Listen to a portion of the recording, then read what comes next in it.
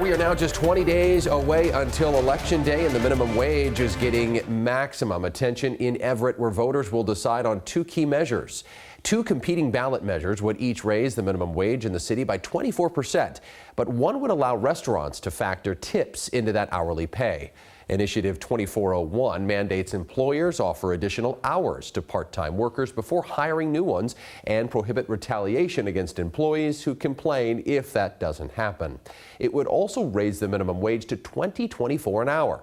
I-2402 would do the exact same thing, except employers would be allowed to count tips toward that minimum wage.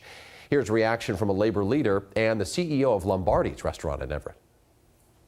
We are going to see a lot more businesses either lay off people, reduce hours, go out of business. They have been successful in like SeaTac in raising their wages there, and we haven't seen businesses collapse. Now, if both measures pass, the city of Everett says whichever initiative gets the most votes will be the winner. King 5 News has new results from a political poll shedding light on just how voters feel in our state just weeks before the election. This King 5 News poll exclusively asking 703 likely voters which one of these following issues will be most important to you when voting this year. 27% chose cost of living, followed by protecting democracy at 16%. Abortion and border security both received 12% in our poll. There's a big difference based on party affiliation, as you can imagine. The top three issues for people identifying as Democrats include abortion at 24%, followed by protecting democracy and climate change. Participants who said they're Republican appear to favor cost of living at 39%, followed by border security and crime. King 5, the Seattle Times, and the University of Washington Center for an Informed Public commissioned the poll conducted by Survey USA. Also ahead at 6 a.m. on King 5 News, we'll unveil results from our exclusive poll into the presidential contest. If the election were held today, who would you vote for? See those results on TV and online ahead in our next hour at 6.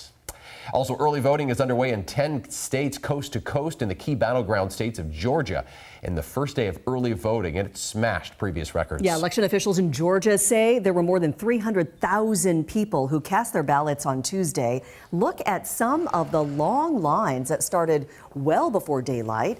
In some areas, lines of cars outside polling sites seem to stretch as far as the eye could see. This election affects the whole country and also the world. So get up and get out there and vote. Last time I waited, line going around the block, around the corner. Now I'm getting my vote in today, right now. Georgia will play a crucial role in who takes the White House in next month's election. Another critical battleground state, North Carolina, kicks off early in-person voting tomorrow. That state has been scrambling to make sure people will still be able to cast their ballots as they work to recover from the devastation caused by Hurricane Helene. Ballots should already have been arriving in your mailbox, or they could be coming soon this week. Voter information packets were mailed out last week. October 28th is the last day to register online or by mail. You can also register in person through Election Day, which is November 5th.